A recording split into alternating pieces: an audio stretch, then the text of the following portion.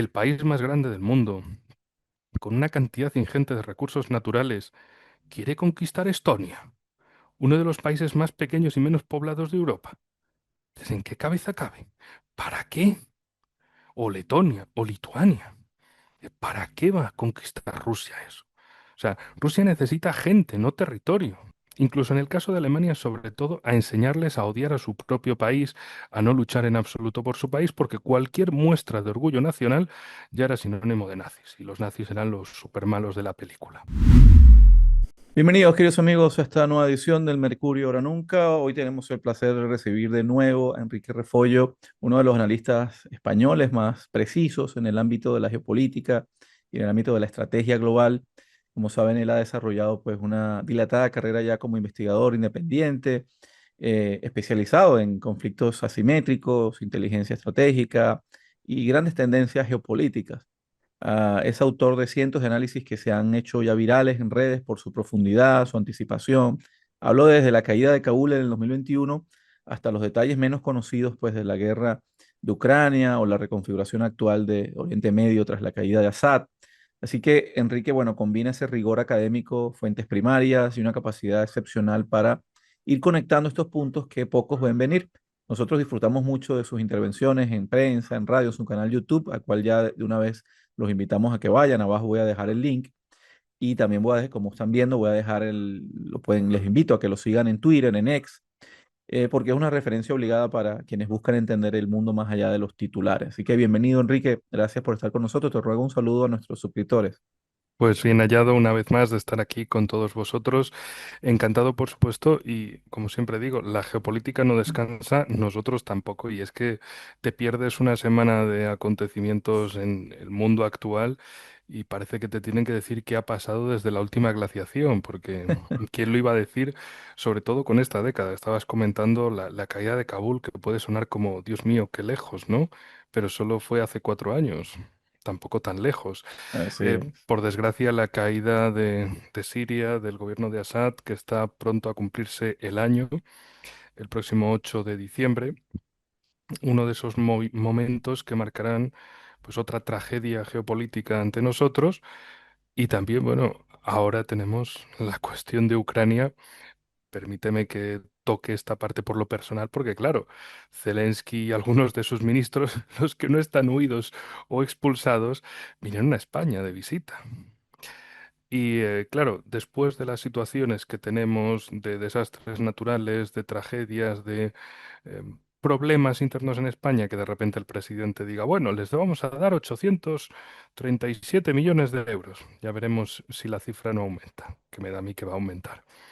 Y se lo llevan de paseo a Indra, la gran compañía militar en España, para decirles, bueno, a ver qué es lo que podemos venderos, en realidad es regalaros, porque es un dinero que España va a comprar esas armas y se las va a dar a Ucrania, ese es el planazo.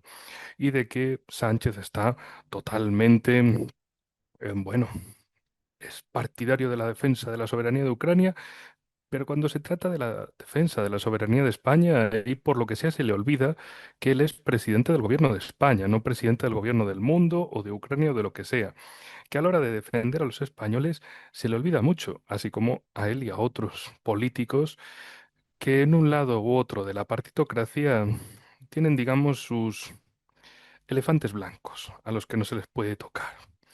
Entonces, en fin, tenemos esta España que parece vivir de espaldas a la realidad, de espaldas a los movimientos, que si la ficción es tenemos que seguir defendiendo tal causa, lo que sea, pues Pedro Sánchez va a venir y va a decir, yo te doy lo que tú quieras. Y desde el lado de la oposición, pues en la oposición azul dirán, vamos a quitar a Sánchez, que yo te doy el doble de lo que él te da. O sea, te voy a dar más de lo mismo. Si antes estabais mal, ahora vais a estar peor todavía y vamos a gastar más en asuntos de fuera y no en asuntos de dentro. La verdad es que este viaje particularmente ha sido eh, muy... ha generado muchísimos enfados en España porque teníamos el aniversario de la Dana, de las inundaciones de Valencia, los incendios destructivos de este verano en España. Para eso, no, no hay recursos, falta dinero, tendríamos que subir los impuestos. Llega Zelensky, bueno, toma. inspección de billeteras. O sea, agarran la Mm, billetera y dicen, a ver, ¿cuánto necesita? Venga, mira, me sobran aquí más de 800 millones de euros. Te los doy así. Y no son la primera vez que sí. sueltan una cantidad así de dinero. Y no os preocupéis que nosotros os vamos a apoyar, os vamos a ayudar tanto como sea necesario, etcétera. Y luego, claro, Francia diciendo, vamos a firmar una declaración de intenciones de un contrato de defensa para 100 Rafales, 100 cazas Rafale, 35. Todo un despropósito. O sea, 100 cazas para 2035. ¿Creen que Ucrania va a aguantar 10 años? ¿En serio lo creen? ¿En serio? Bueno, vale, lo deberán creer por un lado y por otro, em, un, o sea, no un contrato de compra, sino una declaración de intenciones de compra. O sea, es la apoteosis del eufemismo. Sí. Y mientras tanto, esta semana Rusia estaba estrenando un nuevo reactor nuclear en Egipto.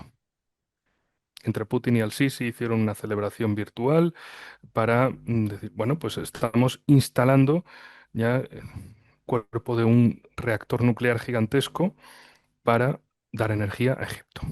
Y también construyendo, ampliando la central nuclear de Bushehr, de la que está en el sur de Irán, bueno, suroeste de Irán, hacia lo más profundo del Golfo Pérsico. Esa ya tenían un reactor y ahora están con el 2 y el 3. Rusia, el país que es una gasolinera en medio de ninguna parte, y resulta que ellos sí que producen energía nuclear. Y en España, claro, después del apagón que tuvimos en abril, las amenazas, y termino ya con esta introducción, pero es lo más hiriente de todo. Justo en esta semana tenemos el gran caso de corrupción en Ucrania con Ajá. Energoatom, Te iba a comentar eso, sí. que se habían levantado 100 millones de dólares y el gobierno de Sánchez dice, pues les vamos a regalar al sector energético ucraniano 200 millones de euros. Dices, pero esto son tontos, idiotas, traidores, malos a propósito. La verdad es que uno no sabe qué pensar con estos casos. Así es. Sí, te iba a comentar que justo se da todo esto y explota un otro caso de corrupción, bueno, flagrante en Ucrania, pero como si nada, siguen los amigos NAFO enamorados de su proyecto y no, no, eso es normal, no pasa nada. Es propaganda rusa. Fíjate, Sí, te quería hablar de esto, ¿no? No sé si estoy seguro que las viste, las declaraciones de la primera ministra japonesa, Sanae Takaichi sobre Taiwán, ¿no? Y luego vimos la respuesta china, esta especie de inicio de un boicot turístico, un bloqueo del tema de los mariscos, patrullas en Sensaku. Me gustaría arrancar por ahí. ¿Qué estás viendo? No sé si crees que estamos ante la crisis bilateral de Japón-China más peligrosa desde la nacionalización de las islas en 2012. ¿Qué línea roja podría hacer que Japón invoque realmente la defensa colectiva con Estados Unidos? Fíjate que China ha suspendido, de hecho, la proyección de películas japonesas y anima a sus ciudadanos a no viajar a Japón.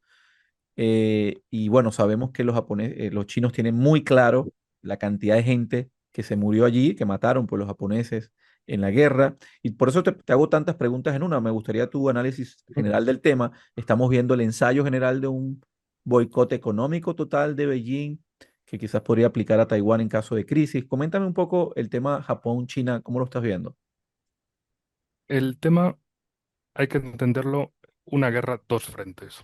Dos frentes porque uno es el de Ucrania, con Ucrania como ariete contra Rusia por el lado occidental, utilizando a Europa como base de operaciones, Estados Unidos como núcleo, y si le das la vuelta al globo terráqueo, lo que tienes es Taiwán como esa Ucrania por mar y contra China como el objetivo en vez de Rusia, China, en vez de Ucrania, Taiwán y en vez de Europa, Asia-Pacífico. ¿Esto qué significa? Ciertos países en la zona para ver que sean esas bases de operaciones estadounidenses y conseguir siempre que otros se maten por sus intereses geopolíticos y geoeconómicos, que aquí también hay mucho dinero y no es solo una cuestión de poder.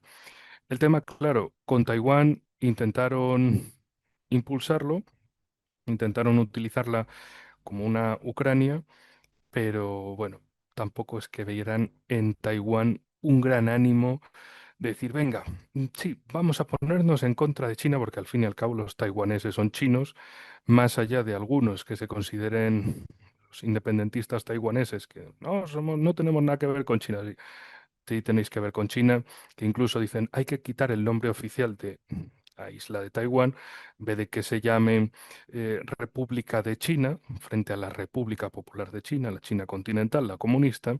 Ellos herederos de la China, de la República de China, de Chiang Kai-shek, de Sun Yat-sen, pues ese nivel de independentismo es vamos a borrar todo esto, vamos a llamarnos República de Taiwán, nos olvidamos del asunto. Vale, eso por un lado. Claro, mm, los chinos han seguido haciendo sus maniobras y han demostrado de, oye, si Estados Unidos quiere jugar con fuego, se va a quemar muy, muy en serio. Y Taiwán nos la vamos a llevar por las bravas. Que no lo necesitamos, porque China no lo necesita en absoluto. Es el principal socio comercial de Taiwán. Es decir, ¿para qué va a conquistar algo cuya funcionalidad ya la tiene China? Entonces se fueron a ver otros países, con lo que pudieran enredar en los últimos años. Uno de ellos era Filipinas, que lo veían, bueno, está en el sur, es decir, les podríamos hacer una entrada de flanco, por así decirlo, desde el flanco sur, donde China, territorio continental chino, estaría más lejano. Estados Unidos podría hacer valer sus grupos aeronavales y que las Islas Filipinas son un archipiélago que Estados Unidos tiene su experiencia en conquistarlo varias veces. Pero ¿qué pasa? Que Filipinas no es un país rico, no es un país que esté muy motivado para meterse en una guerra contra China, es un país lleno de problemas internos, incluso con bandas de yihadistas en las islas del sur. Entonces, eh, no había muchos ucranianos de Asia-Pacífico a los que engañar precisamente en una guerra contra China. De ahí buscaron Corea del Sur, pero bueno, Corea del Sur tienen muchísimas bases, es su única cabeza de puente en el territorio del continente asiático, entonces dejémoslo ahí. Y ya les quedaba Taiwán, perdón, les quedaba hablar con Tokio a ver quién en Japón podría ser su intermediario, su proxy, que es la palabra clave, proxy como intermediario. Y en el caso de Japón consiguieron que la actual primera ministra sea bastante afín a Estados Unidos, sea como una especie de trampista del sol naciente y que piense que de algún modo pues, estas relaciones tan cercanas, tan estrechas en apariencia entre Estados Unidos y Japón le vayan a beneficiar. También pensando en que Japón en su momento, en los años 80 y 90, era el gran país, el as de la tecnología, el país fundamental en el mundo en lo que tenía que ver con la última tecnología. Eso, ese testigo ha ido pasando. Corea del Sur le hace competencia, pero no tanta como la que le puede hacer China, porque al fin y al cabo Corea del Sur es un país más pequeño en territorio y población que Japón, pero con China ya no hay opción ninguna. China es un país de 1.400 millones de habitantes, de 9 millones de kilómetros cuadrados, de una capacidad muchísimo mayor a la de Japón. Entonces, en este sentido, Estados Unidos les dice, bueno, no os preocupéis, chicos, ustedes se llevan mal con con los chinos, ¿no? Sí. Ustedes quieren volver a ser grandes. Sí. Venga, pues ustedes tienen que estar con nosotros, Tokio, Washington, un nuevo eje para estar más seguros, para ser más fuertes. También desde el punto de vista estadounidense, sea con Biden, sea con Trump, es decir, sea con demócratas o republicanos, Japón es la clave geopolítica en Asia-Pacífico, por el lado norte y por el lado sur. Por el lado sur, respecto a Japón, perdón, respecto a China. Por el lado norte, respecto a Rusia, que le puedan ser una molestia de es que las Islas Kuriles, nos tenéis que devolver las Islas Kuriles, no todas, venga, vale, las tres más meridionales, pero tenéis que devolverlas, etcétera, y generar una molestia, una fricción constante en las relaciones entre Rusia y Japón. Impedir que de ningún modo Japón normalice relaciones con sus vecinos lógicos, sus vecinos de Asia, los gigantes de Rusia y de China, sino que dependa siempre de Estados Unidos y que sienta que Estados Unidos es su guardián, es su respaldo, de tú no te preocupes, que puedes hacer lo que quieras en la zona, el tío Sam te va a ayudar. Claro, la cuestión es, Japón, toda la energía o recursos naturales que le podrían llegar de la vecina Rusia, ¿qué va a hacer? Quitárselos. Ellos son, a diferencia de los países europeos, dicen, bueno, tranquilicémonos, que haya una alternativa y entonces hablamos, porque si no, nuestra industria de producción, sin los recursos rusos, esto no funciona. Entonces, tampoco hay que cortar así relaciones como tal. Y que de todas formas, si no, los rusos se lo van a vender a los chinos van a crecer mucho más. Y Japón entonces, ¿qué va a hacer? Que va a llamar al tío Sam a decirle, oye, tío Sam, ayúdame con los chinos porque es que esta competencia es imposible. ¿Y el tío Sam qué hace? Bueno, Japón, ¿tú quieres que yo te ayude? Yo te ayudo. Pero entonces, belicismo.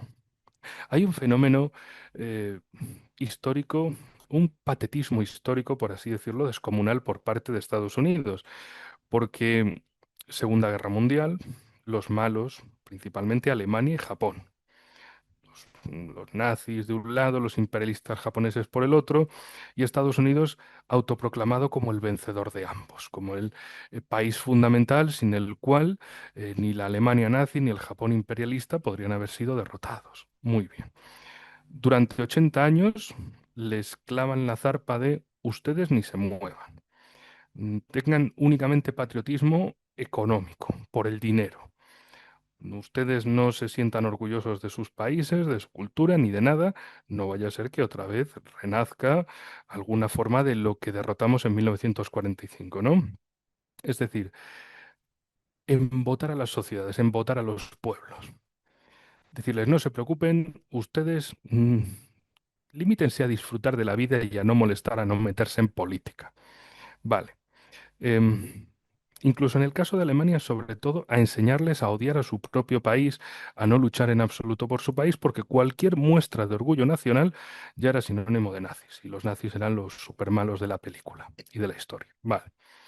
Y ahora agarran a estos dos países y los ven como estas son las bases de operaciones contra Rusia desde el oeste, desde Europa, y contra China desde el este, desde el Pacífico.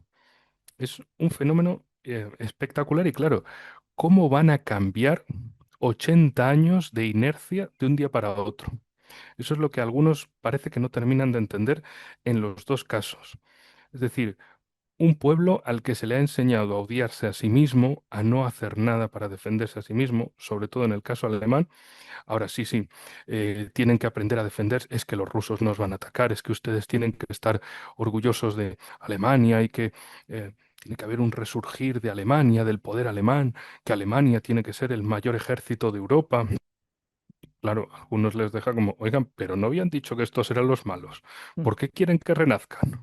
¿Qué les pasa a ustedes? Y con Japón pasa lo mismo por el otro lado. Japón, el país que eh, estuvo durante 10 años tutelado directamente por Estados Unidos y luego le fue soltando poco a poco la correa. Ahora esperan que Japón... El problema es que Estados Unidos y Japón, esa relación es extremadamente tóxica y a lo largo de la historia. En el siglo XIX fueron los estadounidenses quienes se metieron por la fuerza en Japón y quienes les forzaron a abrirse.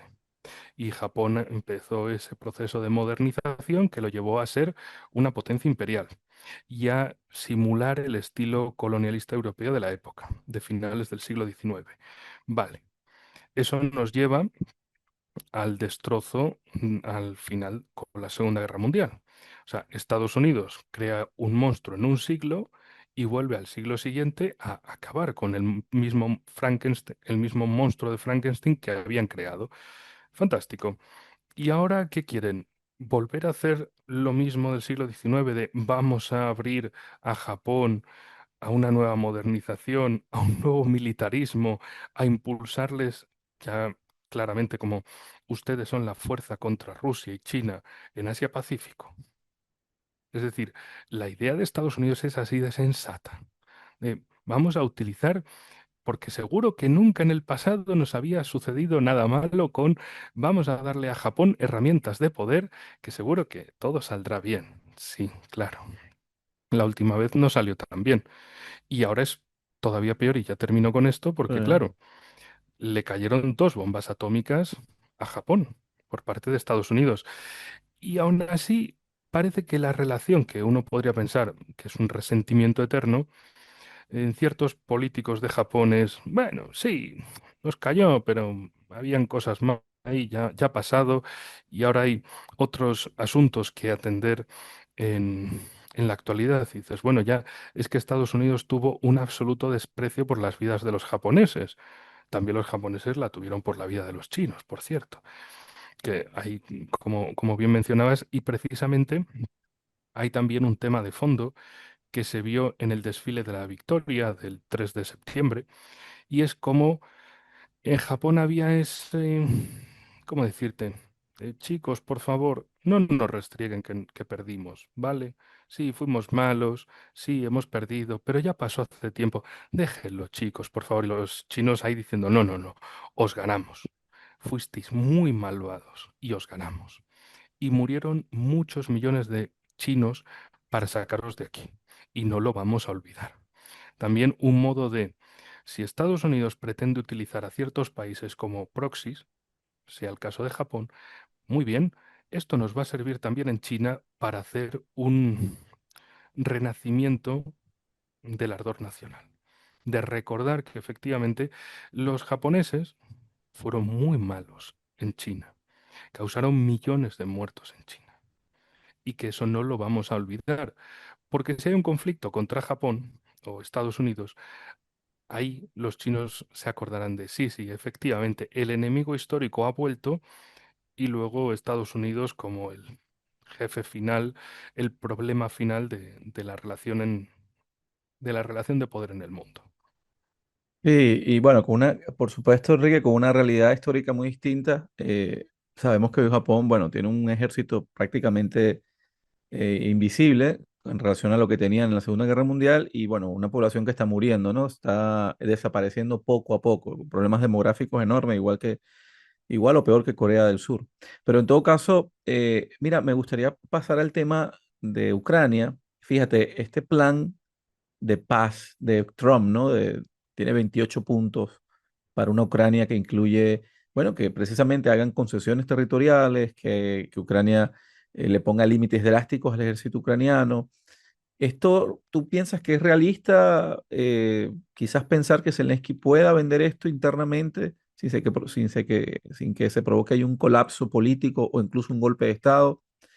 Y me gustaría también que me dieras un poco tu visión sobre la realidad del teatro de operaciones, o sea, qué realmente está pasando militarmente allí. Yo sé que tú conoces bien, te metes en estos temas todos los días. ¿Qué realmente está pasando en este momento? O sea, ¿cómo está el tema del teatro de operaciones? En todo caso, el avance ruso, o la resistencia ucraniana, la condición del ejército ucraniano. Coméntanos un poco de estos dos elementos. Pues mira, en primer lugar, la cuestión en torno a Zelensky, es decir, el régimen se cae, no es que sea a pedazos, es que se cae a trompicones.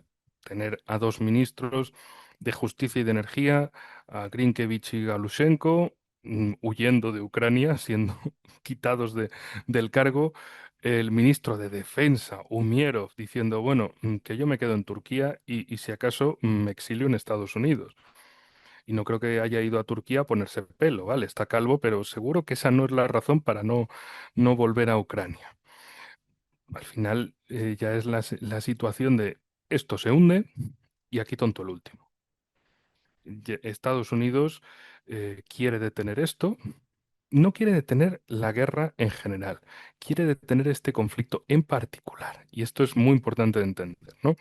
Pero claro, ahora salen un montón de corruptelas, también otros de los corruptos como Mindich y un colega suyo, los dos israelíes y los dos que ya han huido a Israel.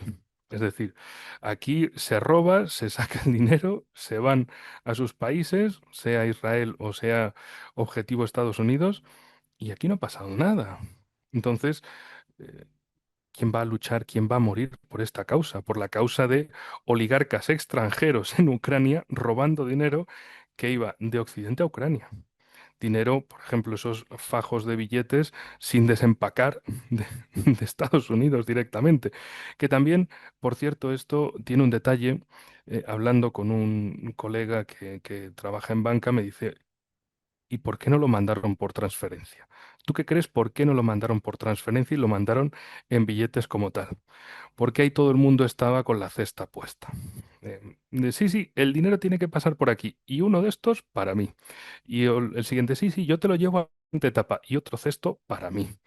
Y así es como se roba sin dejar huella, sin que haya datos de transferencias bancarias. Entonces ya nos pone un esquema que puede ser un robo muchísimo más grande. Leyendo, por ejemplo, a la periodista ucraniana Diana Panchenko, ella hablaba de decenas de miles de millones robados. Que esto es un esquema descomunal, un desfalco descomunal. Que la ayuda que se les mandaba era una ayuda principalmente robada. Y claro, todo este proyecto no solo es haber generado una guerra, es haber generado una devastación, sino que todos los que la propiciaron, todos estaban ahí para robar. Es decir, es la debacle máxima, la debacle absoluta de la élite política occidental. Ustedes han generado una guerra, han reventado un país por sus intereses, unos intereses que eran simple y llanamente acabar con Rusia, porque no les interesaba que hubiera una Rusia unida y soberana y fuerte cerca de sus fronteras. Querían mini-estados a un estilo africano. Hay que dividirlo, hay que partirlo, hay que jugar a la de Hutus contra Tutsis. Aunque eso sí, por ejemplo, en los 90, en la década de los 90 en Europa está la guerra de Yugoslavia, que es uno de esos conflictos donde vamos a malmeter entre unos y otros para que haya una guerra descomunal, dividimos aquello y nos repartimos los territorios y nos repartimos los recursos que haya ahí. Vale, en el caso de Ucrania, para no perdernos, porque sé que le puedo dar muchas vueltas al asunto. ¿Quién va a ser el reemplazo de Zelensky? Esa es la gran cuestión. De momento, el aterrizaje está casi a punto de tocar tierra, a punto de que a Zelensky lo agarren y le digan, chico, lárgate. Poner a otro, es decir, generar un agujero negro de una crisis, de una deslegitimación tan grande que se ponga a otro personaje por un breve tiempo, sea el que firme el acuerdo y hasta luego. Y ese sea el que se vaya. Esto es lo que veo como está desarrollándose la situación, de que Zelensky no va a firmar, Zelensky le acabarán largando, porque al final la oficina anticorrupción, la llamada NABU, quien la maneja es el FBI de Estados Unidos, y el FBI es Estados Unidos. O sea, es al final Donald Trump diciendo, me vas a sacar la corrupción que hay ahí, vamos a hacer un caso descomunal de estos tipos son un desastre, son unos ladrones empedernidos, hay que acabar con la guerra. En realidad, para Estados Unidos es acabar con el conflicto actual, pero dejando el marco de guerra. ¿Por qué? Porque le saca mucho dinero a Europa. Si se parase la guerra, Europa, ¿qué? Puede decir, ah, bueno, pues ya se ha parado la guerra, nos llevamos requete bien con Rusia, no hay amenaza de guerra, pues ya no hay que comprar ni 800.000 millones de euros, ni nada. No hay que hacer ese programa de rearmamento europeo. Eh, Venga, pongamos hipotéticamente Donald Trump ha conseguido resolver esto, hay un gran acuerdo de paz entre Estados Unidos y Rusia, se han sentado las bases para un esquema de seguridad europeo y ya no hay necesidad de amenazar a nadie. ¿Y quién va a pensar en las niño comisiones?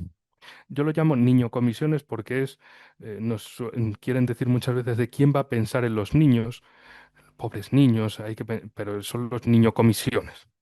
Tienes que decirlo muy rápido, porque en realidad lo único que piensan es en las comisiones, en a ver en las comisiones de venta, de compraventa de armas, quién se lleva qué tajada.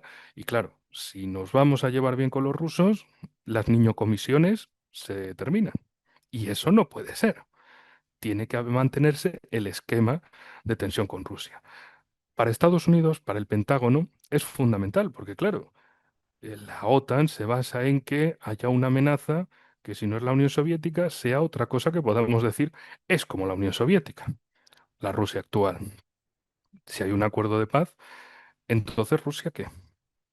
deja de ser la amenaza galáctica, dejamos de tener a Putin el conquistador de la galaxia, el meteorito que nos va a arrollar a todos, va a ser un país amigable, porque si es así, entonces la OTAN, que los ejercicios militares de la OTAN, las llamadas a integrar, a adherir más miembros a la alianza del Atlántico Norte, ¿eso para qué? Necesitan mantener un enemigo. Rusia, China, les va perfecto, pero no en una guerra de alta intensidad, no en una guerra abierta, que sea en una cosita tranquila, en una amenaza sostenible en el tiempo. Sí, que los rusos nos van a atacar, que nos amenazan con armas nucleares, hombre, que cuando dicen Rusia nos amenaza con armas nucleares, ¿no será que la semana pasada estabais haciendo ejercicios militares de tipo nuclear cerca de las fronteras de Rusia y los rusos dijeron, ah, sí, espérate tú que ya vas a ver la semana que viene? No, esa parte, esa siempre se la olvidan en los medios aquí. Es como Rusia nos amenaza. Pero la semana anterior les habíais estado amenazando desde la OTAN con simulaciones de ataque nuclear. O sea, pensad un poco en que no todo es ir avasallando por el mundo, que resulta que hay otros países que pueden decir, quieto parado, ¿dónde vas tú? Esto es también un detalle muy importante a entender en el marco occidental actual. Nosotros somos los buenos porque somos los buenos. Y punto. O sea, es que el guión dice eso, somos los buenos. Fin. Y el bueno hace cosas buenas. Y el bueno necesita un malo, porque imagínate una película donde hubiera un protagonista, pero no un antagonista.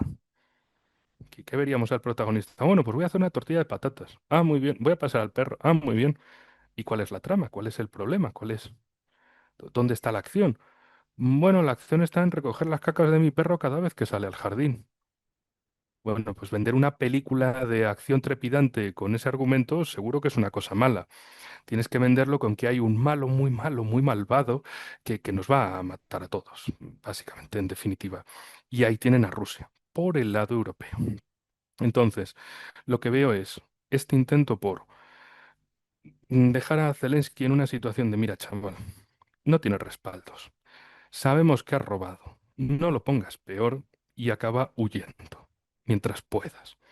Su gobierno no es que también a un ministro de Exteriores que se lo cargaron, iba en helicóptero y le bajaron el helicóptero en Kiev hace un par de años. No sé si recuerdas ese caso, pero, Sí, o sea, ya ese fue uno de los momentos de cuidado, cuidado. O sea, esto va muy en serio. O ya pusieron a otro y como sin nada.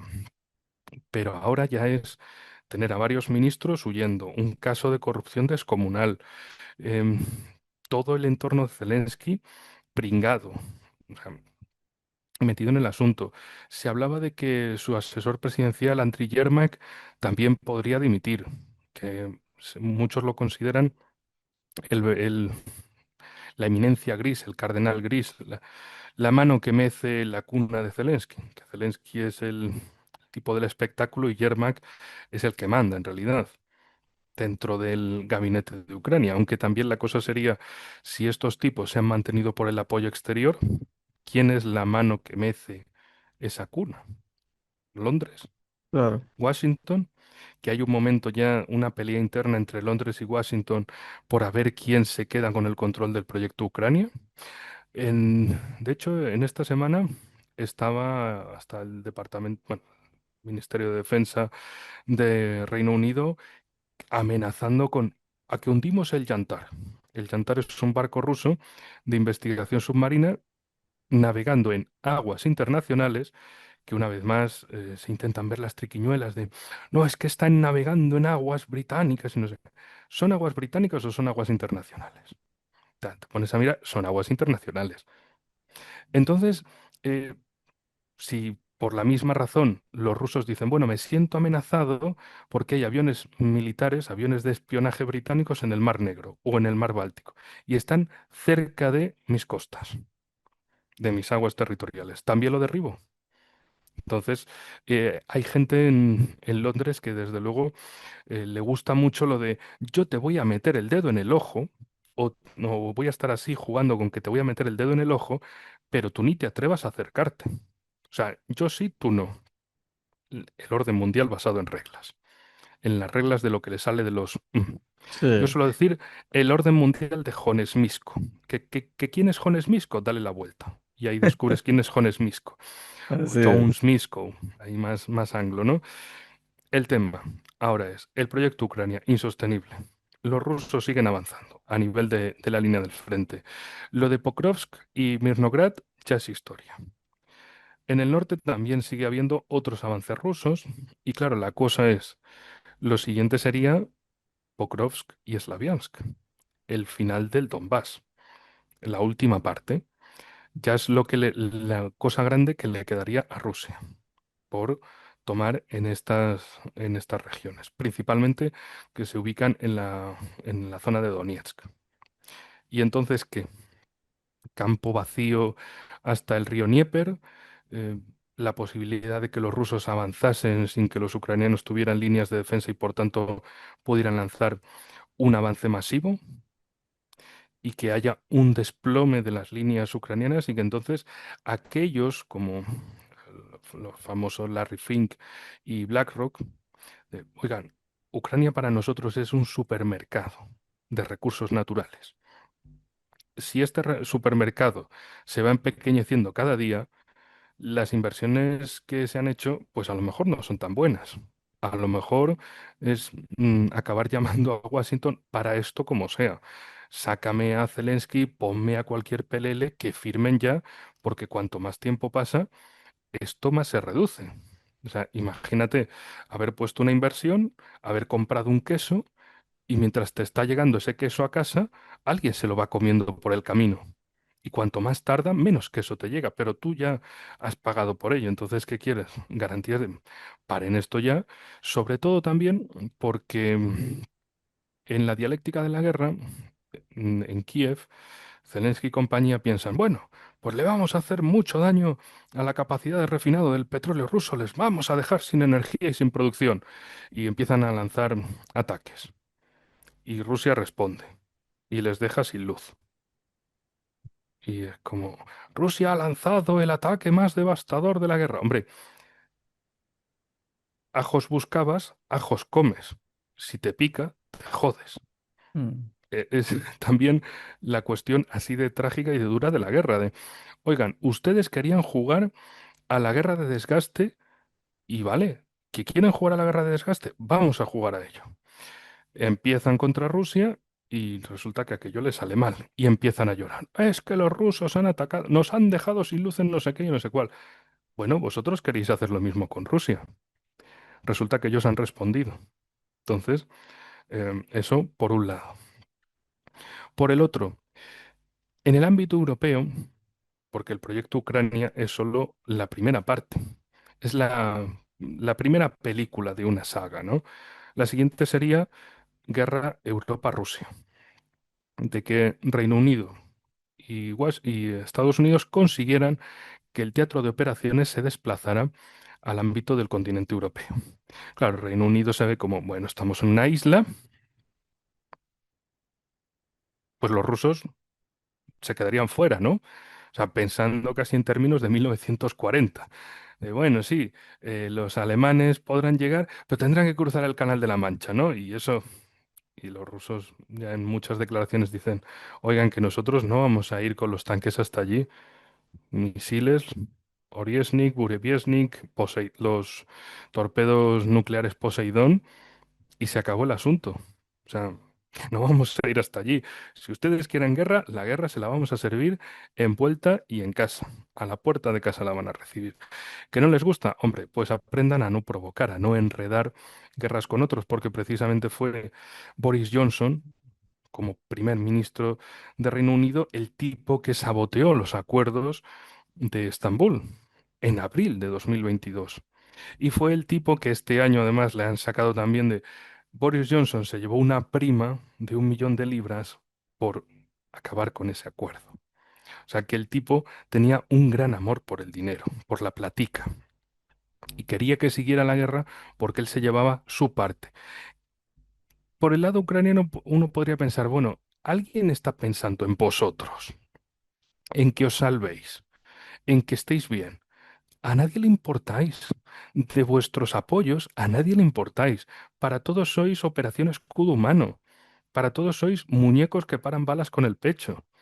Y que no pasa nada, que sigan secuestrando a más ucranianos en la calle porque Occidente sigue apoyándoles o haciéndose, bueno, esas representaciones de que son el paraguas de Occidente, que Europa está a salvo de Rusia por Ucrania y demás.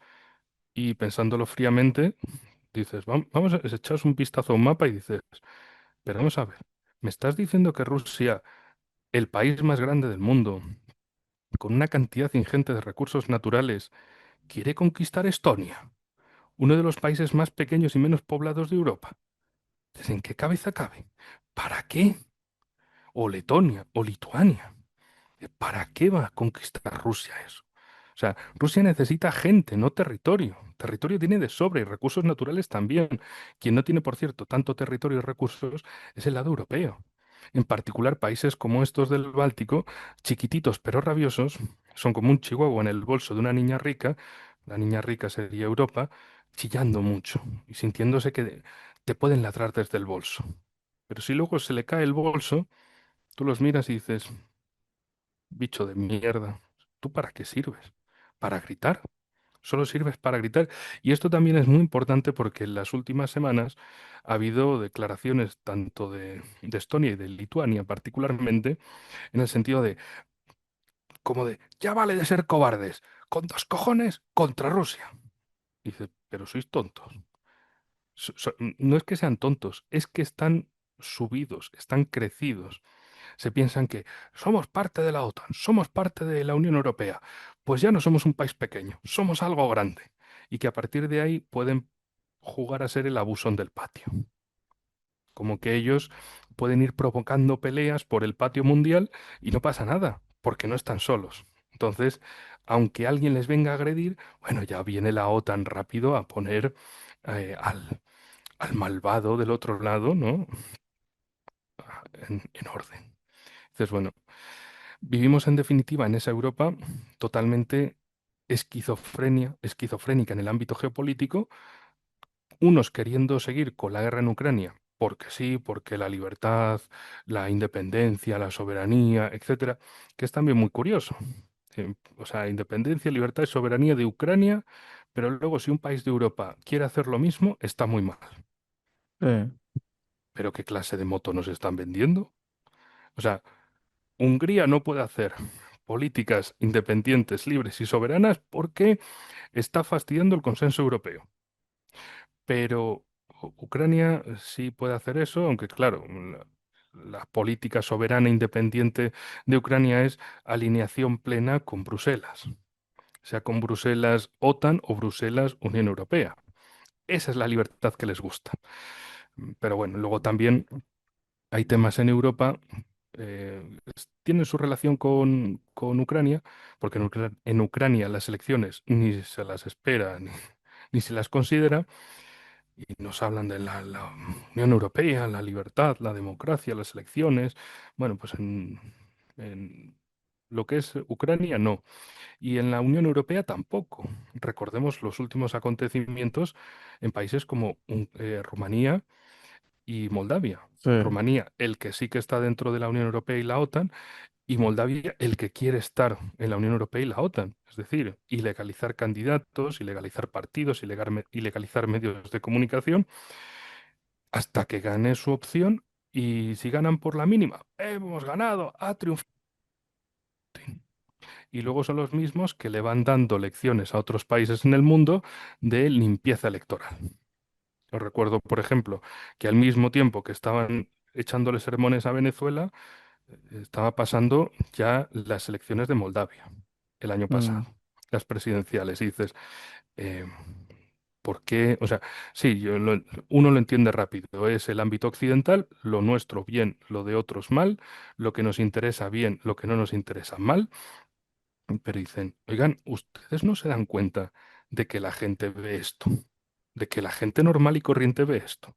Y están viendo que están jugando al sermón democrático con otros países mientras están manipulando aquí elecciones. O sea, critican a otros, pero ustedes hacen eso y más. Y además en Y, repetidas y ocasiones, más descaradamente, sí. insistiendo. Más descaradamente, es que la amenaza de Putin, la amenaza rusa, es que cuidado, que nos come, que Rusia nos come, pero que cuidado con los candidatos putinistas, Eh, que son en secreto putinistas. Amigos, a una pequeña pausa, bueno, solamente para recordarles que estos últimos 3 meses me han preguntado más de 100 personas si iba a dar un seminario con todo lo que está pasando, un seminario financiero y sobre todo entendiendo todo lo que se viene, la reindustrialización de Estados Unidos, el boom en la infraestructura eléctrica. Y bueno, evidentemente ya está listo. Lo armé como siempre con la ayuda de más de 10 expertos, más de 500 asesorías que he dado en estos 5 años. Y creo que va a ser un documento bien interesante con una ruta exacta para que te protejas, bueno, primero de la nueva ola inflacionaria masiva que ya está ejecutándose, de la devaluación global de la deuda, por supuesto la degradación de la moneda a través de la inflación, todo básicamente protegerte de la ingeniería financiera de los bancos centrales que cada vez meten más gente de la clase media a la clase pobre y hacen cada vez más gente dependiente, esclavos financieros dependientes del Estado. Entonces, en solo 90 minutos te voy a entregar un plan paso a paso que yo mismo estoy ejecutando ya hace un buen tiempo, está saliendo muy bien. Te voy a hablar de 4 activos bien sólidos antiinflación que cualquier persona puede comprar, puede acceder a ellos en cualquier parte del mundo, aunque seas principiante. Te voy a explicar por qué van a explotar esos activos entre el 2026 y 2028 con datos reales. Te voy a dejar material explicado de cómo puedes entrar a esos mercados hoy mismo y una estrategia exacta para que diversifiques, para que minimices riesgos y maximices las ganancias, sobre todo en esta ruta 2026-2028. Entonces vas a salir con una hoja de ruta lista para los próximos 2 años, mucha gente que se queda fuera, por supuesto, mucha gente inadvertida, está bien, se está dando cuenta sin darse cuenta cómo su dinero pierde poder adquisitivo, sobre todo. Usted quizás se proteja de ese fenómeno.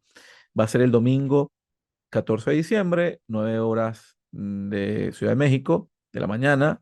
Lo vamos a hacer en vivo, pero la grabación va a ser enviada a tus correos. Así que si no lo puedes enviar en vivo, no te preocupes. Y el precio, yo pienso que es ridículamente accesible, nada de miles de dólares, sino un precio para que nadie se ponga la excusa de que es muy alto y no lo puedo hacer, ¿ok? Aparte va a tener un descuento de 25% prácticamente, que va a ser válido hasta el 30 de noviembre con el cupón Mercurio AON, ¿ok? Coloca Mercurio AON seguido y se va a activar el cupón, ¿ok? Entonces los espero allí. Regístrate en dónde, bueno, abajo en el mercurioaon.com, puedes ir directamente al mercurioaon.com, ahí vas a ver el banner, o abajo en el enlace, en la descripción del video y en los comentarios fijados está directamente el link para que vayas. Entonces no esperes mucho, porque la inflación ya está pegando primero y yo pienso que los que se preparan, como los que nos venimos preparando hace 6 años prácticamente, son los que terminan, digamos, cuidando un poco el poder adquisitivo de esos papelitos de color que recibe por su tiempo y su energía. Continuamos. Enrique, Sí, del tema de la Unión Europea, ¿no? Y del cinismo. Fíjate, no sé si, bueno, seguramente te percataste, en una cumbre del G20 en Johannesburgo, prácticamente quedó vacía de líderes occidentales. Me gustaría tu opinión. ¿Será que estamos asistiendo al fin del G20 como este foro relevante que fue en el pasado, al nacimiento quizás ahora de un G7 versus BRIC más, ya como esta nueva polaridad? Es decir, el G20 como que desaparece y arranca una nueva polaridad G7 contra BRIC más. ¿Cree que por ahí van los tiros o no? sí, por supuesto. Y es que en los últimos G20, desde el inicio de la operación militar rusa en Ucrania, lo que ha quedado claro es que eh, no hay un todos juntos, todos unidos.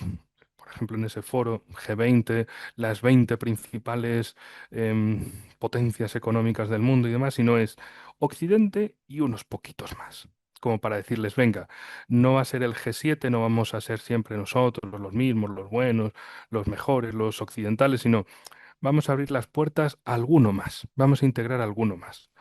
Pero cuando toca una situación fuerte, como la polarización por la oficial de Ucrania, de Rusia en Ucrania, entonces ya ahí sí, ya es lo nuestro, lo nuestro, lo nuestro, ya nos dais igual todos vosotros. Aquí lo que queremos es voluntad de Occidente. Recuerdo el G20 en Bali en noviembre de 2022, hace ya 3 años, donde estaba básicamente el G7, los occidentales y el resto de países del mundo. De ese resto, que eran la mayoría, estaban preocupados de hablar con Lavrov, con el ministro de Exteriores ruso. Mientras tanto, el gabinete, la camarilla occidental, pues se juntaban para hablar de qué mala era Rusia y qué medidas iban a tomar con ella. Pero en la mayoría de países lo que decían es, oigan, a nosotros nos interesan dos cosas, soberanía energética y soberanía alimentaria. ¿Cómo la garantizamos? No nos interesa otra cosa. No venimos a que nos cuenten sobre la democracia, los derechos humanos, la libertad, la soberanía, porque muchos de esos países eran excolonias europeas y decían, hombre, ustedes no nos van a hablar de eso, porque tampoco es que nos lo hayan concedido, eso se lo tuvimos que sacar por la fuerza. Así que tampoco nos quieran venir ahora diciendo que nosotros tenemos que hacer lo que ustedes digan porque ustedes son los buenos. Ya les escuchamos una vez con que ustedes eran los buenos y vinieron con armas para que asegurarse de que los buenos están haciendo una causa justa por la fuerza, por la vía de las armas. Y ahora quieren que sigamos bajo su presión, bajo su chantaje de muchos niveles, sea un chantaje económico, militar o emocional de es que nadie va a pensar en los niños, es que nadie va a pensar en nuestros valores comunes, sean los que sean. Dicen, ya, pero es que nosotros tenemos nuestros problemas, amigos. O sea, ténganlo en cuenta. Y es el momento ya de como de, sus problemas a nosotros nos dan lo mismo. Aquí venimos a hablar de lo nuestro. Esta es la causa que ustedes tienen que apoyar y punto. Soberanía y libertad para nuestros intereses. Lo suyo no nos interesa. Claro, a partir de ahí ya, bueno, eh, todos los intentos por acabar con Rusia, el país más sancionado del mundo y un país que resiste. Y no solo es que resista, es que crece. Entonces, si la mejor arma geoeconómica, que eran las sanciones, no funciona, si el chantaje emocional de Borrell, Josep Borrell, que comparativamente lo echamos de menos, comparativamente, eso remarquémoslo, comparativamente con Calas, echamos de menos a Borrell. El Pero el famoso de, autor del Jardín del Mundo. sí, el jardín y la selva, pues aún así, a pesar de eso, comparativamente se le echa de menos. Era mejor él que la que está ahora, así que podéis imaginaros. Bueno, el tema es que él escribió en un tuit a principio de la operación militar, pues para los rusos ya no va a haber más moda de Milán ni más diamantes de Amberes. ¿Y qué? Pues que os den, quedároslo.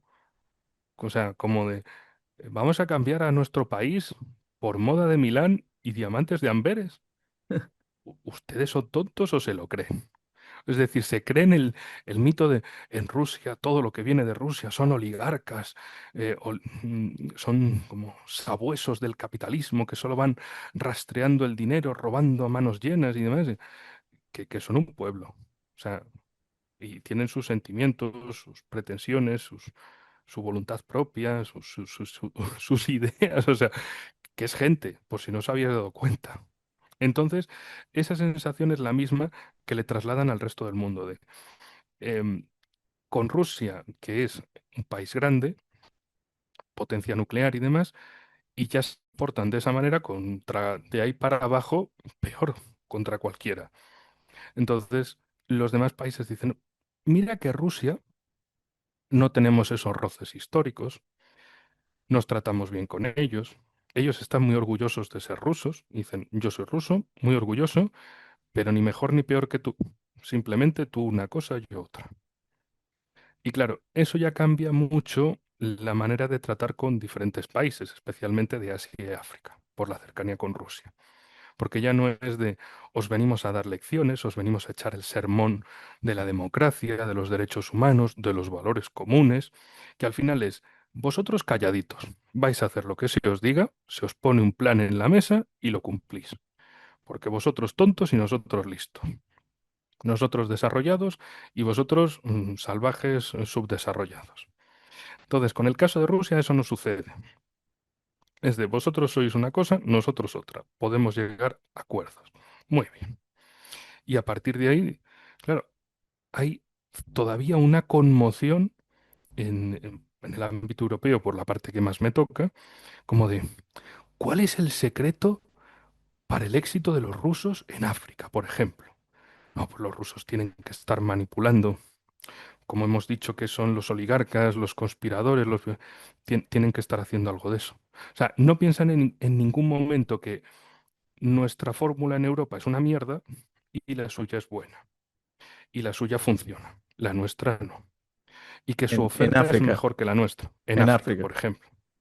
Sí, porque fíjate que ahora el diario El Mundo y el diario El ABC, dos de los grandes medios en España, han hecho campaña de Putin está detrás de los movimientos de inmigración masiva desde el Sahel hacia Europa. Primero dices, como si esto sucediera desde ayer. Para Esto lleva... desestabilizar Europa. Sí, y que es culpa suya. Pero dices, esto lleva 30 años sucediendo. ¿Nos preguntamos quién estaba antes de los rusos o no?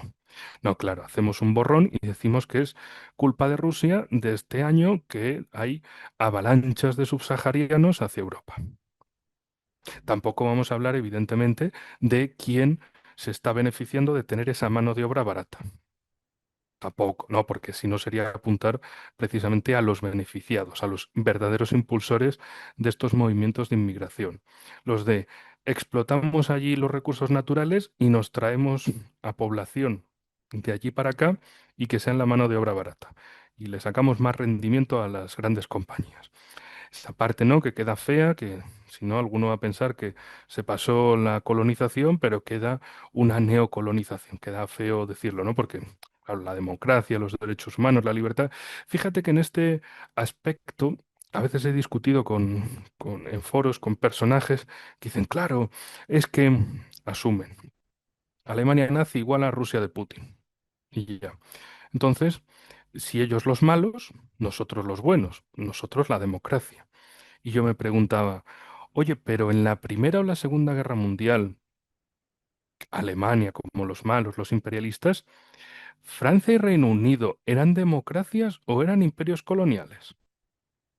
No, pero es que eso te empiezan a poner excusas. Es Dices, otra cosa. eran imperios coloniales, ¿vale? O sea, eran imperios que se extendían por todos los continentes del mundo, que habían adquirido territorios por vía de la fuerza. Eran imperios coloniales, no eran democracias. No, sí, bueno, pero aquí ya, pero dominaban más territorio que el de aquí. Y el otro territorio que no era la metrópolis, eso también tenía su democracia o cambiaba el asunto. Eh, Discursos de mierda, básicamente para intentar decir que nosotros buenos, nosotros Sí. siempre los buenos, nosotros el lado bueno y ellos el lado malo. Antes era la Alemania nazi y ahora es la Rusia de Putin. Y jugar con ese discurso de que nosotros siempre hemos sido los buenos, nosotros nunca hicimos nada malo, los de las hambrunas, los de las masacres eran los otros, la Unión Soviética, por ejemplo, y uno dice, sí, desde luego hubo grandes hambrunas, pero no menores fueron las del Imperio Británico en la India, Sí. y en repetidas ocasiones, del siglo XVIII, XIX y XX. Que sí, que la Unión Soviética era una cosa escacharrada, una cosa que funcionaba muy mal, pero el Imperio Británico no era el imperio de la caridad mundial, era el imperio del robo mundial. Es más, el primer narcoimperio de la historia, porque se hizo a base también del tráfico de drogas Sí. en China, China. ¿no? Claro. ¿Y esto por qué lo remarco? Porque precisamente en Reino Unido se están haciendo muchas reuniones de tipo europeo que dices, a ver, Reino Unido se fue de la Unión Europea. ¿Por qué se van a reunir líderes europeos a Reino Unido si no tiene que ver con nosotros? Ellos decidieron irse, pero nos vamos, pero seguimos ejerciendo, seguimos intentando ejercer un poder entre bambalinas, ¿no? Un poder detrás del escenario. Vale, pero entonces los británicos, esos a los que solo les preocupan los intereses de la City de Londres, o sea, mirad lo que le han hecho a los ucranianos. Sí, sí, que se metan en la guerra, que nosotros les vamos a ayudar. Zelensky, tú no firmes nada, que Europa está contigo. Y Reino Unido te va a apoyar para que ganes la guerra contra Rusia. ¿Y los muertos del campo de batalla, esos los van a resucitar o ya es bueno, igual que se pierde dinero en una inversión, se pierde gente y nos vamos. También otro de estos temas son las dos guerras del opio contra China para controlar el tráfico de drogas en China en el siglo XIX. Es algo que los chinos también se acuerdan. Por cierto, lo intentaron hacer también en la antigua Persia. Al mismo tiempo que contra China, en, en la Persia de aquel entonces también lo intentaron, pero con el tabaco. Solo que la religión, el chiismo, le salvó del problema, porque hubo, bueno, la llamada Revolución del Tabaco, donde al final el líder religioso chií declaró ilegal el tabaco y, bueno, para los creyentes Resuelto el chiíes que problema. eran la mayoría, dijeron, pues si él ha dicho que no. Bueno. Y se acabó el problema por ahí. Enrique, fíjate, para terminar, me gustaría hacerte una pregunta. Sé que siempre es complicado hacer predicciones, pero en base a todo lo que estamos viendo, tú no estás en esto hace 2 días, tienes años analizando esto, Mm, entiendes que la guerra es como una especie de circo itinerante, ¿no? Que está siempre cambiando de piel, pero siempre está activo, siempre está rondando, porque tiene una importancia para las dinámicas financieras, económicas, geopolíticas. Es decir, la guerra eh, mueve los aparatos de blanqueo de dinero, mm, son un lubricante de la economía.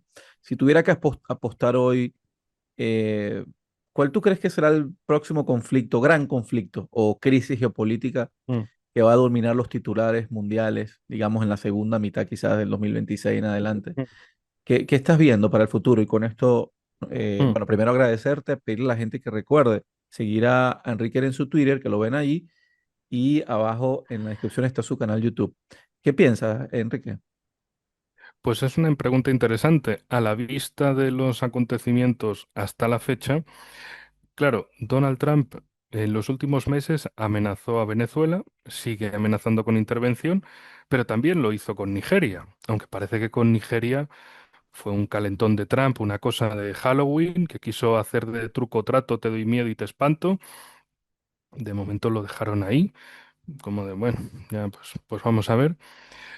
En el caso de Venezuela les queda más cerca y hacer un espectáculo, un circo aéreo que más parece un circo de multinacionales, de grandes empresas armamentísticas, como diciendo, mira mis aviones, mira mis barcos, mira mis misiles, como de, a ver, a convencer a Donald Trump, no de vamos a empezar una intervención, sino mira lo que tenemos, compra de lo mío, o sea, como una pasarela de modelos, pero a la manera estadounidense con espectáculo militar, con circo militar y sí, amenazando con intervención y demás.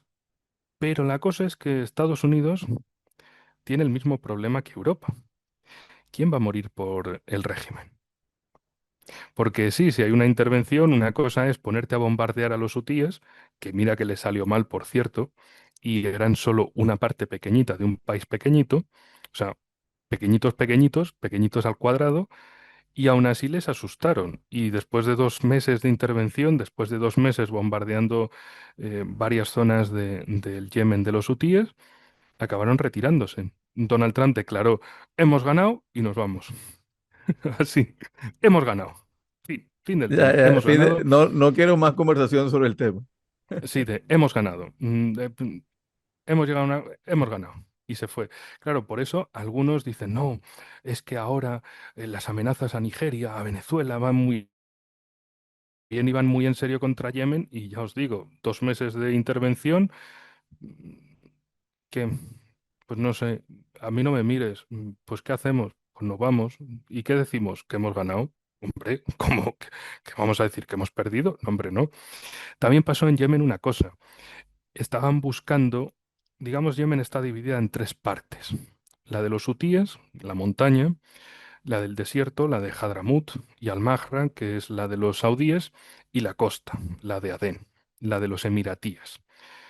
Entonces estaban intentando encontrar que entre la facción pro-saudí y la pro-emiratí hubiera una cantidad de combatientes suficiente como para saltar las montañas de los hutíes, porque no había gente para decir, venga, vamos a desembarcar en Al-Judaida, vamos a hacer el desembarco de Normandía en el puerto de Al-Judaida y vamos a entrar ahí a sangre y fuego y vamos a llegar a Saná en 2 días. Saná está a más de 2.000 metros de altura. Hay que atravesar montañas muy altas. El ejército estadounidense no está para eso. Entonces, más allá de su fanfarronería de vamos a hacer, vamos a... Que no, que lo que estabais esperando es lo mismo que en Ucrania o lo mismo que con Taiwán. A ver quién es el tonto que quiere morir por nosotros. En el caso de Ucrania encontraron a Ucrania, en el caso de Taiwán hay reticencias muy serias. Intentaron llamar a Filipinas y tampoco, y ahora están con Japón. Y ya os digo yo que tampoco. Más allá de un poquito de espectáculo mediático, eso se va a quedar ahí. En el caso de Nigeria, pensaban que iban a conseguir, y lo que han conseguido es casi poner a Bola Tinubu, de liberal capitalista, a héroe patriótico social de Nigeria. O sea, tocan a alguien y lo convierten justo en lo contrario de lo que querían. Y dicen, al final también van a hacer lo mismo con Venezuela o con otros países del entorno de tanto amenazar con intervención, y es que al final los vais a acabar convirtiendo en mártires. Y todo ¿por qué? Y intervenir porque narcoterrorismo. Que dices, hombre, Estados Unidos, si quiere preocuparse de los narcos, podría llamar a algunos de sus bancos en casa, le queda más cerquita, no tiene que cruzar fronteras, o también para el tema del consumo de drogas, podría revisarse a sí mismo y decir, oye, es que es tu sociedad la que consume esas drogas y las que convierte las drogas que entran en dinero. Que el dinero no es, uy, mira, ¿qué es esto? Un pañuelo de Macron. Ah, no, perdón, es un fajo de billetes, un montón de dólares. O sea, no hay ese proceso mágico, es de vosotros sois responsables de eso también. Ese es un mensaje que Donald Trump no le da a su gente, no le da a los estadounidenses, como de ustedes preocúpense de nada de drogas, ciudades sin drogas, barrios sin drogas, etcétera. No, la culpa es de otros. Para los vaqueros, la culpa siempre es de los indios. Y los indios somos todos en el mundo. Porque ellos son los buenos, son los vaqueros, los que te traen la civilización a la puerta de casa, y el resto son los indios salvajes. Entonces, la culpa siempre es de los indios, y hay indios por todo el mundo. Lo que no quieren darse cuenta es, oigan, ustedes también tienen una parte que hacer para ustedes mismos, preocúpense de ustedes mismos. Una cosa que ha sucedido este año que me resultó muy curiosa, y ya con esto termino, es ver al secretario. Enrique, disculpa Sí. que te interrumpa. Bueno, o sea, evidentemente el negocio es muy claro, pues, o sea, la droga una vez que pasa la frontera, que por alguna razón pasa la frontera, lo dice la DEA, o sea, la mayor cantidad de droga pasa vía trailers, pues vía carros, Sí. por ahí pasa y después que está adentro y se vende, no hay ningún control. ¿Y quién lava ese dinero? Los bancos norteamericanos. O sea, por donde tú lo veas, evidentemente todo lo usan como una narrativa, pues para ir y Mm, hacer lo que le das la gana, pero ese negocio no lo van a acabar, pues el mm. lubricante que mueve tantas cosas en ese país y en el mundo, ¿no? Sí, efectivamente. Y lo último Me ibas a decir sí, algo, sí, disculpa que te interrumpí. sí, el Hegseth y Kennedy, el secretario de Guerra y el secretario de Salud, haciendo deporte en público y diciendo, tenemos que conseguir una sociedad sana y demás. Y dices, hombre, madre mía, la gran potencia del mundo y resulta que estaban obesos y de mala salud. Son cosas que a veces intentan hacer un ejercicio, pero es como que hacer ese ejercicio ya les muestra que son débiles, que pueden ser derrotados, que no tienen patriotismo, que no tienen gente con gente suficiente con salud suficiente como para luchar por sus guerras. Y hay un elemento más en todo esto, en este ámbito de predicción de guerras. Y termino ya de verdad con esto, que sé que me enrollo mucho. La guerra de los 12 días. La llamada guerra de los 12 días entre Israel e Irán. Demostró una cosa en Estados Unidos. Nadie quiere ir a morir por las guerras de los sionistas. De los demócratas, evidentemente nadie, porque nadie va a hacer algo que apoye a Trump. Pero dentro del trumpismo está un sector social y el sector establishment, que ahora allí lo dividen entre el sector MAGA del establishment y el sector America First, Estados Unidos primero. Lo que les quedó claro es que sí, hay elementos muy mediáticos, pero que no tienen apoyo social, no tienen enganche social. Entonces, cuando Israel estaba recibiendo los misilazos de vuelta de Irán y no sabían qué hacer, querían arrastrar a Estados Unidos del modo que fuera y querían que los chicos estadounidenses fueran a luchar la guerra de Israel. Y esto generó un mensaje muy fuerte en Estados Unidos de cansancio de los sionistas. Estamos cansados de los judíos sionistas todo el tiempo queriéndonos meter en sus guerras. Ellos se han metido en sus guerras, ellos cometieron el genocidio en Gaza, ellos se han metido en una guerra en Irán, ahora les están partiendo la cara y esperan que nosotros vayamos como sus defensas. O sea, no son Estados Unidos, son otro país, que les quede claro. Y ese es un elemento muy decisivo en Estados Unidos, es la guerra de estos, no es nuestra guerra. Ellos se han metido, que la resuelvan. De ahí toda esa ofensiva de muchos elementos como Ben Shafiro o Laura Loomer, entre otros, dedicados a intentar copar el MAGA, particularmente tras el asesinato de Charlie Kirk, como de vamos a intentar quedarnos con el MAGA, vamos a intentar quedarnos con ese trampismo social, pero es que al final dices, es que sabemos quiénes sois y sabemos qué es lo que pretendéis con esto y no nos vais a meter en una guerra. Entonces, cuando, respondiendo a tu pregunta de ¿y qué guerra puede ser la posterior? ¿Y tienen gente para ir a una guerra? ¿O solo les queda para hacer una amenaza, para hacer ese pase de modelos en el Caribe, de mira mis aviones, mis barcos, mis misiles, mira qué fuertes somos y demás? ¿Se van a atrever a una intervención con el caos que eso puede desatar? Y sobre todo, la cuestión con los hutíes la intentaron liquidar rápido de, bueno, esto es una cosita pequeña y tal, como de les tiramos unos misiles, matamos a unas cuantas personas y nos fuimos. Y ya está, y total, bueno, eran los hutíes, eh, no los quiere nadie, son, visto desde Estados Unidos, una demonización, una deshumanización descomunal sobre los hutíes de Yemen, pero al final lo que consiguieron es que fueran más apreciados no solo en el mundo árabe, sino en el mundo en general. Y en otros casos, ¿qué podrían intentar hacer? Bombardear en Nigeria, bombardear en Venezuela, conseguirían el efecto contrario al deseado, de que al final el emporio estadounidense te ataca, te bombardea. Lo que busca son tus recursos y además te lo dice claramente. Lo que queremos son vuestros recursos. Y Donald Trump, mm, otros antes le intentaban poner una decoración, como decía, de nuestros valores comunes, nuestra democracia y demás. Donald Trump es lo que queremos es vuestros recursos, punto. En todo el mundo. Cada vez que hace un acuerdo, queremos vuestros recursos.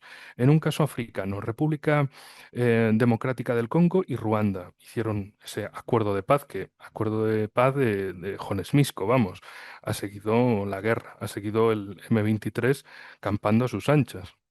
Pero el comunicado de la Casa Blanca es, hacemos esto para quedarnos con los recursos, con las tierras raras de República Democrática del Congo y así impedir que China se las quede.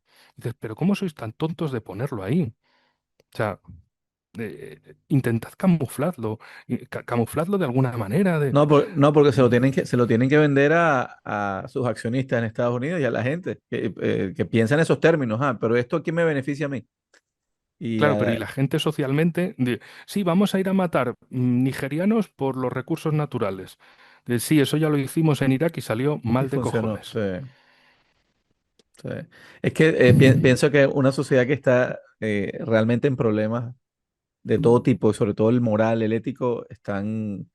Y tú lo ves, Enrique, en las conversaciones entre ellos, cuando tú ves Mm, lo que dice Steve Bannon, que habla mal de Ted Cruz o de Elon Musk, se siente mm. que por dentro hay odio. Y cuando escuchas a Laura Loomer al Zafiro. Shapiro, ni hablar, bueno, de Nick Fuentes o de Tucker Carlson, ese es un país que está enfrentado. Está Mm, enfrentado y luego está el grupo Tech, todo el grupo de los billonarios Tech, Peter Thiel y compañía, que cada vez que hablan tampoco tienen nada, mm. digamos, muy bueno que decir. O sea, al final es una sociedad bien encontrada, con una polarización bien, bien grande y, y bueno, yo me acuerdo, Juan, tú decías hace 5 años que venía una guerra civil allí y se reían en tu cara. Ahora todo el mundo habla de eso, ¿no? Y como que si no, Mm. es normal, ¿no? Eso está ya descontado. Pero bueno, Enrique, bueno, ha sido una vez más un gusto escucharte. Me gustaría que invitaras a la gente dónde te pueden encontrar. Bueno, ya verán ahí tu canal abajo y tu Twitter, pero ¿dónde está más activo? ¿Dónde quiere que te busquen para que cada vez más gente llegue Mm. a lo que haces, ¿no? Sí, pues por supuesto en YouTube, el canal El Espía del Telón. También subo vídeos cortos en TikTok Y también tengo una página en Telegram, El Espía del Telón, donde subo un montón de traducciones. Y como siempre digo, para estar bien informados de lo que sucede al otro lado del telón mediático, Sí. para ver lo que otros dicen, lo que otros piensan, en lo que otros ansían, en definitiva, y salirnos de los circuitos mediáticos por la parte que me toca, españoles, europeos, porque nos plantean una realidad que, como les decía antes, no, es que Putin anda enredando en África para mandarnos negros a Europa y socavar la democracia y demás. Y dices, Sí, sí. ustedes han estado robando, sus compañías han estado robando en África y ahora culpan a Rusia, culpan a Putin de esto, o que cuidado con las elecciones que pueden estar manipuladas por el espionaje ruso, etcétera. No, como si la inmigración esta descontrolada arrancó en el 2020 o en el 2022. Estamos hablando de décadas, pero bueno, así es. Y bueno, y recuerden también su sitio en Twitter, que lo ven ahí en pantalla. Él siempre me envía unas lecturas que son buenísimas, a veces las comparto en Mm. el Mercurio Ahora Nunca y les doy retweet en el Twitter, así que bueno, te quiero agradecer, Enrique, y por supuesto a todos ustedes, amigos, por acompañarnos. Recuerden que estamos en www.elmercurioaon.com. Estamos en Substack, en nuestro grupo de Economía Aplicada y en nuestras asesorías personalizadas. Y por supuesto, aquí denle like, compártanlo. Si no se ha suscrito al canal, suscríbase y sobre todo active la campanita. Eso es muy importante. Gracias, Enrique, y gracias, queridos amigos, por acompañarnos. Con mucho gusto y hasta la próxima.